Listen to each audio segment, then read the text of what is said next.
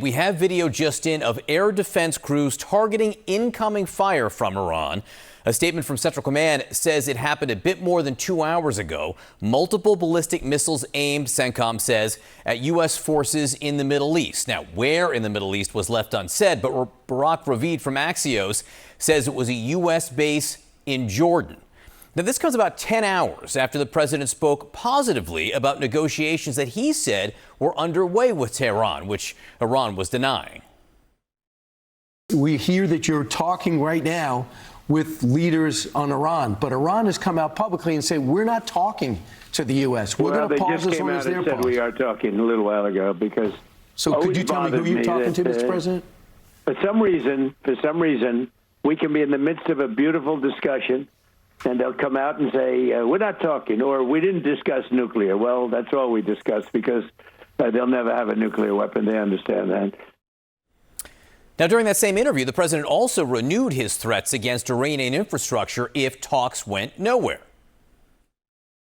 If they don't make a deal, then I go back and I finish the job. But that's going to take them forever to rebuild. If I go back and finish up the job, as some people would like, with the bridges, very easy. I could take out most of their bridges in less than an hour.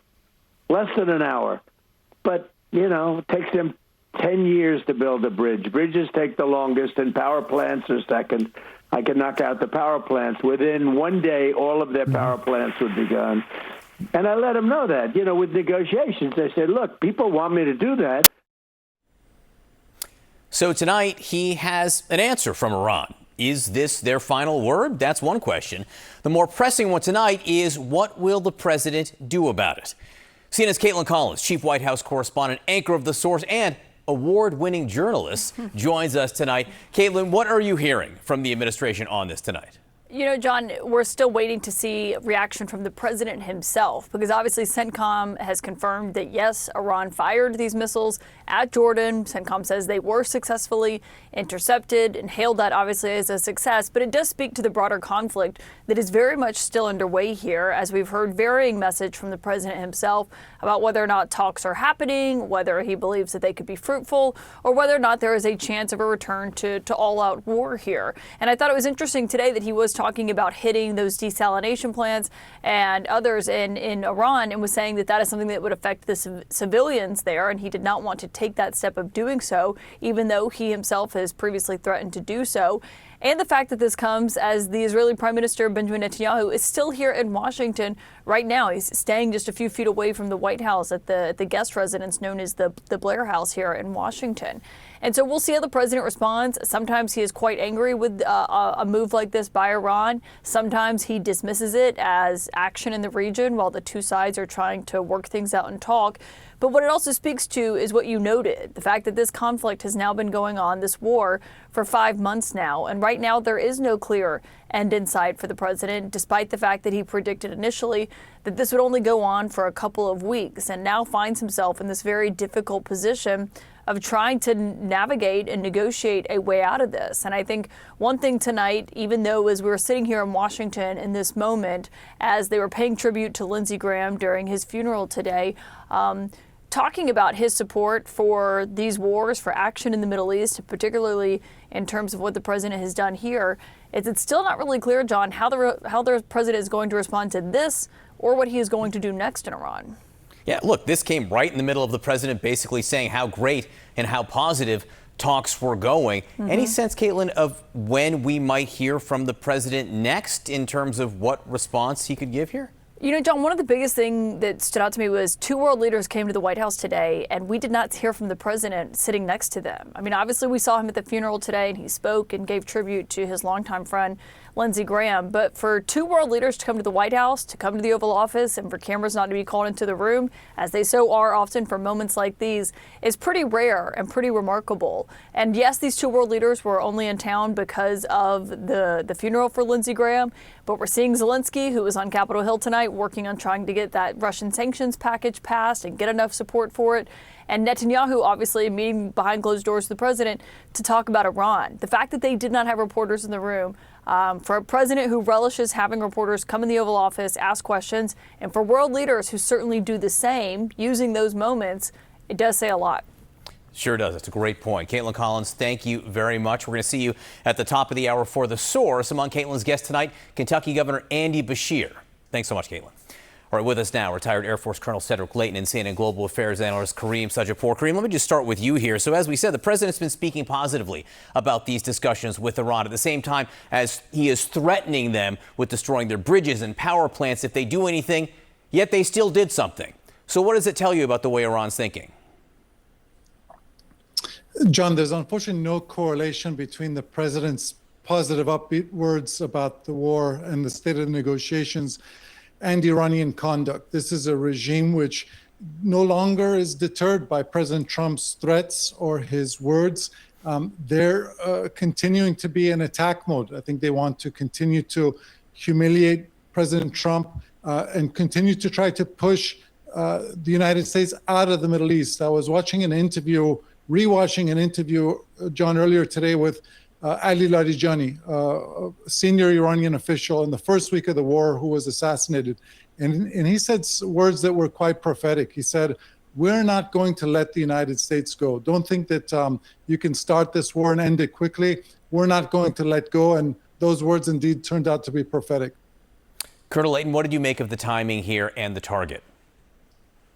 Yeah, very interesting timing, John. And what I saw with that is the fact that Netanyahu is in D.C. right now. And that, I think, was one of the key things. What Iran was doing, to piggyback off of Kareem's points, is that they're basically saying if Iran and the U.S., in essence, get back together again, the Iranians see, or if Israel and the U.S. get back together again, the Iranians see this as being a major issue in terms of continuing the war. They see that as basically the potential for a hostile act against them. And as far as the target is concerned, they went after a U.S. facility on a Jordanian airbase, and they are seeing that as one of the prime areas that they can use not only to target, but also they see that as a primary danger point for them.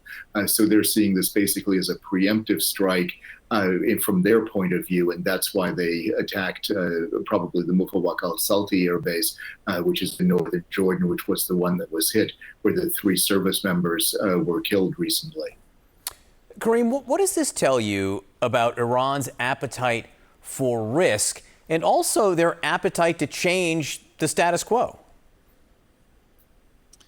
I think we've talked about this before, John. I used to say before the war that the Iranian regime was a zombie regime because it had a dying ideology with dying legitimacy and a dying leader. And I think it's been transformed for now into a gangster regime, a regime which has a huge appetite for risk. And it's been taught the wrong lesson from this war, which is that you don't gain concessions by compromising. You actually gain concessions by attacking the United States in the region, by attacking your neighbors and continuing to close the Strait of Hormuz. And I think that is Iran's new mode. That's the new era we're in right now with this Iranian regime. Doesn't sound like, Kareem, you think there's any appetite for them to change anything anytime soon. In other words, reach some kind of a deal.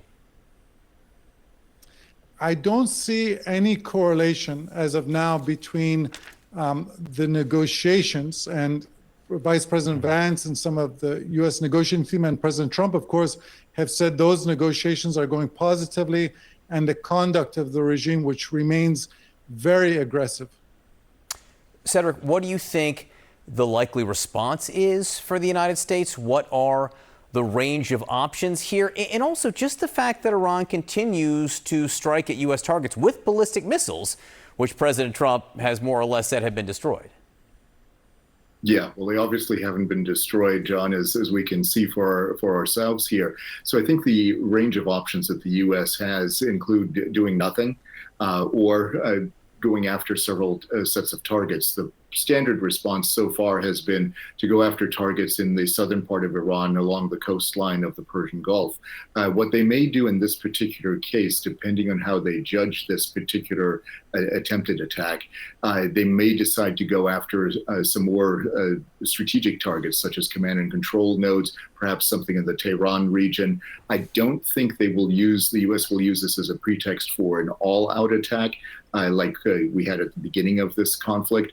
But it is certainly a possibility. It's an option that is on the table, but that would certainly derail any type of peace talks or any other negotiations that are going on, at least in the short term.